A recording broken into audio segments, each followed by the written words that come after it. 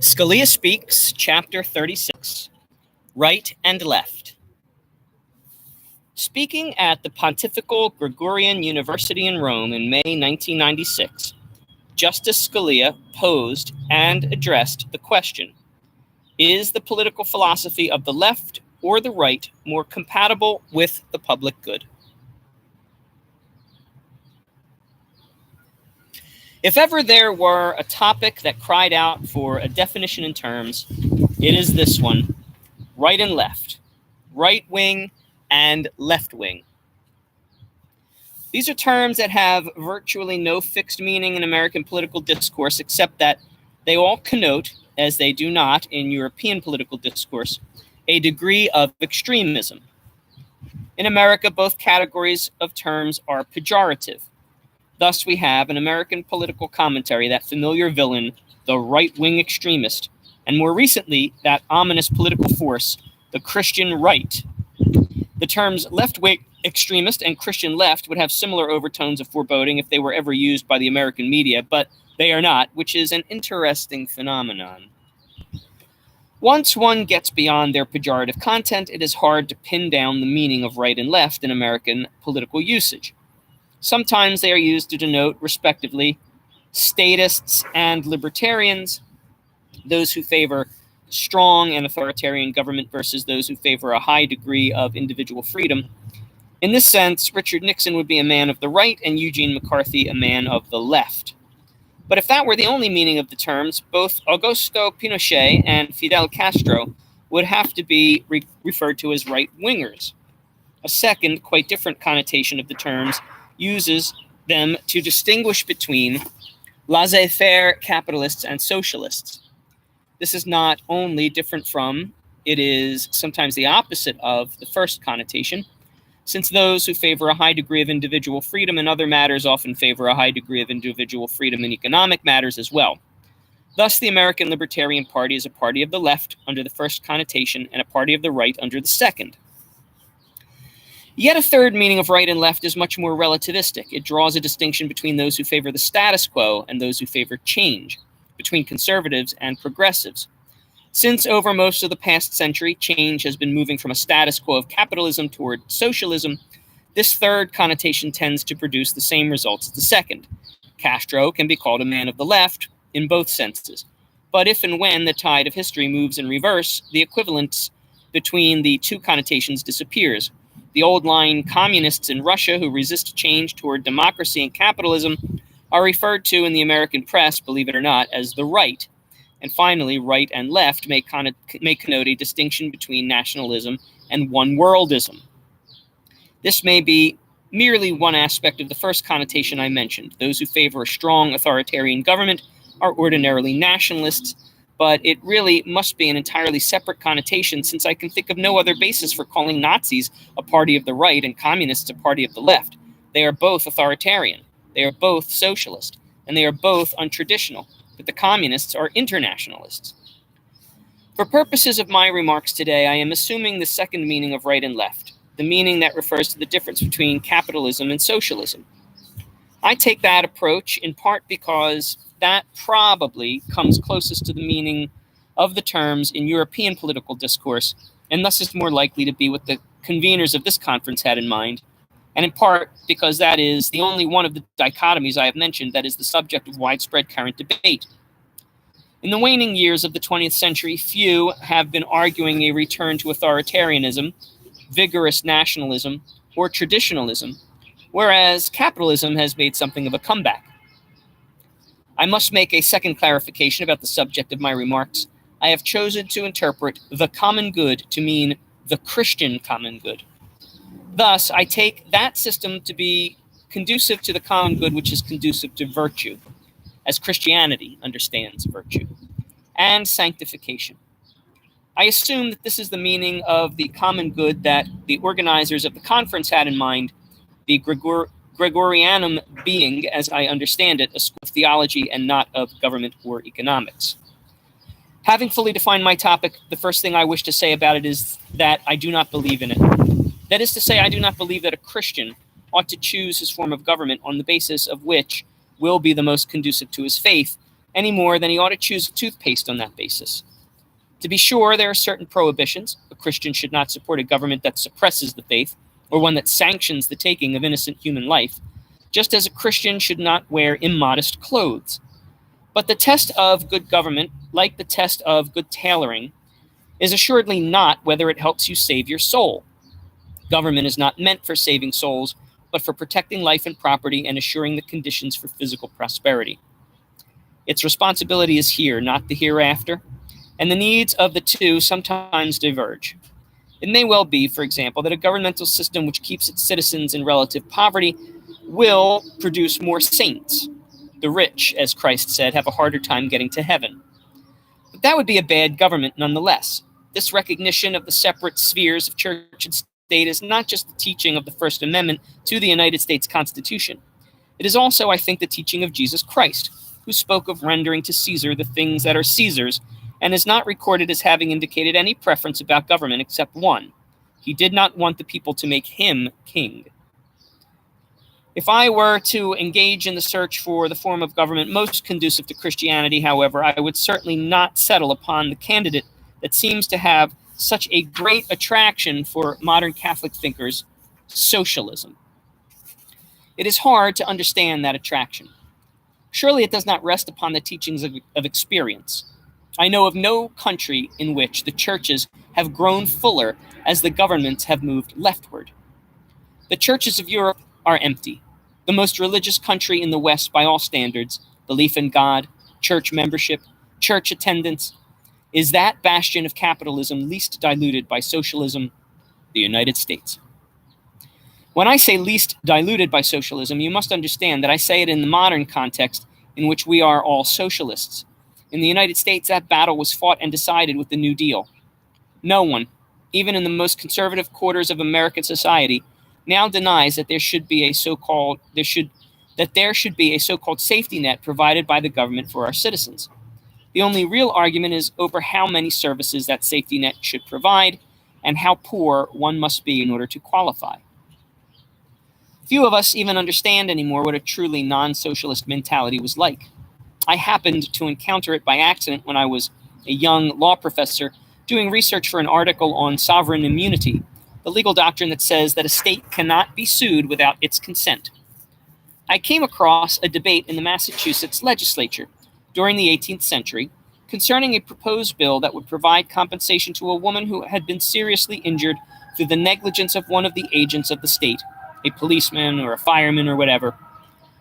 Those members of the Massachusetts legislature opposing the legislation argued that they had no right, that it was morally wrong to use public funds for a private benefit, for a purpose that did not benefit the public at large. Because of the doctrine of sovereign immunity, they argued the Commonwealth of Massachusetts owed this woman nothing in law, and to agree to pay her out of public funds money that was not legally owed was in effect to use public funds for a private gift, which, they said, was wrong. And this, I point out, was a woman who had been injured by the Commonwealth. You can imagine what their attitude would have been toward dispensing public funds to the poor. In the United States, a remnant of that non-socialist attitude lasted into the present century. Our federal Constitution, you may recall, gives Congress not a general power to expend funds, but only the power to expend funds for the general welfare. Until the triumph of the New Deal, there were many who thought that prohibited the expenditure of funds for any private assistance, neither to the rich nor to the poor. But that fight, as I have said, is over. We now believe that any expenditure for any citizen is an expenditure for the general welfare, whether to the poor, such as food stamp recipients, or to the middle class, or even fairly well-to-do, such as the victims of a tornado in Florida, or even to the downright rich, such as shareholders of Chrysler Corporation. All of these are now regarded as entirely proper objects of the state's beneficence. The allure of socialism for the Christian, I think, is that it means well. It is, or it appears to be, altruistic. It promises assistance from the state for the poor and public provision of all the necessities of life, from maternity care to geriatric care and from kindergarten through university. Capitalism, on the other hand, promises nothing from the state except the opportunity to succeed or fail. Adam Smith points unabashedly to the fact that the baker does not provide bread out of the goodness of his heart, but for profit. How uninspiring. Yet if you reflect upon it, you will see that the socialistic message is not necessarily Christian, and the capitalist message not necessarily non-Christian. The issue is not whether there should be provision for the poor, but rather the degree to which that provision should be made through the coercive power of the state. Christ said, after all, that you should give your goods to the poor, but that you should force someone, not that you should force someone else to give his. Bear in mind that in this discussion, I am not arguing about whether socialism is good or bad as a system of government. If private charity does not suffice to meet the needs of the poor, or if we do not want the poor to have to regard themselves as the objects of charity, or if we even wish to go beyond merely assisting the poor and want to redistribute the wealth of the rich to the middle class, socialism may be a better way to meet worldly needs. But that can be decided on the economic and secular merits of the matter. The question I am asking is whether Christian faith must incline us toward that system. And the answer, I think, is no. Christ did not preach a chicken in every pot or the elimination of poverty in our lifetime. Those are worldly governmental goals. If they were his objectives, he certainly devoted little of his time and talent to achieving them, feeding the hungry multitudes only a couple of times, as I recall, and running away from the crowds who wanted to put him on the throne, where he would have had an opportunity to engage in some real redistribution of wealth. His message was not the need to eliminate hunger or misery or misfortune, but rather the need for each individual to love and help the hungry, the miserable, and the unfortunate. To the extent the state takes upon itself one of the corporal works of mercy that could and would have been undertaken privately, it deprives individuals of an opportunity for sanctification and deprives the body of Christ of an occasion for the interchange of love among its members. I wonder to what extent the decimation of women's religious orders throughout the West is attributable to the governmentalization of charity. Consider how many orphanages, hospitals, schools, and homes for the elderly were provided by orders of nuns. They are almost all gone. The state provides or pays for these services. Even purely individual charity must surely have been affected. What need for me to give a beggar a handout? Do I not pay taxes for government food stamps and municipally run shelters and soup kitchens? The man asking me for $1 probably wants it for liquor. There is, of course, neither any love nor any merit in the taxes I pay for those services. I pay them under compulsion. The governmentalization of charity affects not just the donor, but also the recipient. What was once asked as a favor is now demanded as an entitlement. When I was young, there used to be an expression applied to a lazy person. He thinks the world owes him a living. But the teaching of welfare socialism is that the world does owe everyone a living. This belief must affect the character of welfare recipients, and not, I suggest, for the better, or at least not for the better in the distinctly Christian view of things. Christ's special love for the poor was attributable to one quality that they possessed in abundance: meekness and humility. It is humbling to be an object of charity, which is why mendicant nuns and friars used to beg. The transformation of charity into legal entitlement has produced both donors without love and recipients without gratitude. It has also produced a change in the product that is distributed. Most particularly and most relevantly for purposes of the present discussion, social services distributed by the state in my country, for example, cannot be intermingled with Christian teaching or even increasingly with Christian morality. They do not say the Angelus in public orphanages, there are no crucifixes on the walls of public hospitals, and the 10 Commandments are not posted in public schools. The religiously driven and religiously funded social welfare movements of the 19th century sought to achieve not merely the alleviation of poverty and hardship, but also what was called moral uplift. Of course, that is no part of the function of state-administered social welfare today.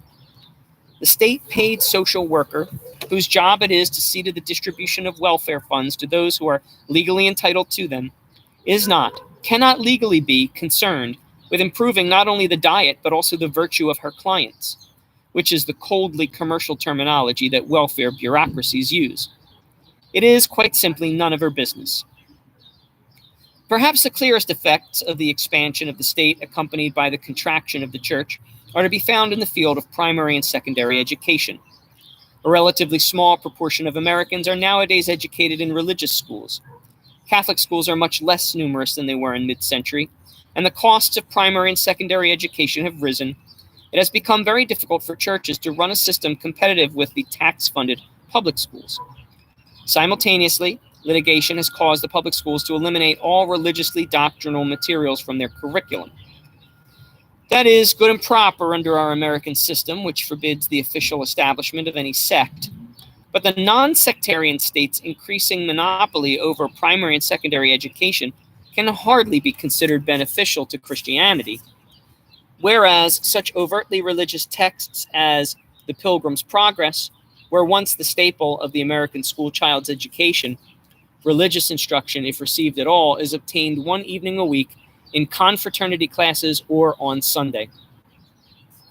In more recent years, as society has become more and more diverse in its views on morality, the state's control of education deprives children not only of Catholic doctrine, but even of essentially Catholic moral formation. Schools distribute condoms, provide advice on birth control and abortion, and teach that homosexuality must not be regarded as shameful or abnormal. Again, it is not my place or my purpose to criticize these developments, only to observe that they do not suggest that expanding the role of government is good for Christianity. Finally, I may mention that even the seeming Christian virtue of socialism, that it means well and seeks to help the poor, may be greatly exaggerated. It is true in the United States, and I believe it is true in all of the Western democracies, that the vast bulk of social spending does not go to the poor, but rather to the middle class, which also happens to be the class most numerous at the polls. The most expensive entitlement programs, Social Security and Medicare, for example, overwhelmingly benefit those who are not in dire financial straits. So one may plausibly argue that welfare state democracy does not really have even the Christian value of altruism. The majority does not say to the rich, give your money to the poor, but rather, give your money to us. Just as I believe the left is not necessarily endowed with Christian virtue, so I also believe the right is not necessarily bereft of it. Laissez-faire capitalism, like socialism, speaks to the degree of involvement of the state in the economic life of the society. Like socialism also, it does not speak to the nature of the human soul. There have been greedy and avaricious capitalists, but there have also been generous and considerate ones, just as there have been altruistic and self-deprivating socialists, but have also been brutal and despotic ones. The cardinal sin of capitalism is greed, but the cardinal sin of socialism is power. I am not sure there is a clear choice between those evils. While I would not argue that capitalism is an economic system is inherently more Christian than socialism, so long as we are talking about a form of socialism that permits the acquisition and ownership of property, it does not seem to me that capitalism is more dependent upon Christianity than socialism is. For in order for capitalism to work, in order for it to produce a good and stable society, the Christian virtues are essential. Since in the capitalist system each individual has more freedom of action, each individual also has more opportunity to do evil. Without widespread practice of such Christian virtues as honesty, self-denial, and charity towards others, a capitalist system will be intolerable. Let me conclude as I began, with a disclaimer. The burden of my remarks is not that a government of the right is more Christian-like, only that there is no reason to believe that a government of the left is. To tell you the truth, I do not think Christ cares very much what sort of economic or political system we live under. He certainly displayed little interest in that subject during his time among us, as did his apostles. Accordingly, we should select our economic and political systems on the basis of what seems to produce the greatest material good for the greatest number and leave theology out of it. The minimum wage, for example, which is a current political issue in Washington, is a good or bad idea depending upon whether it produces good or bad economic consequences. It has nothing to do with the kingdom of God.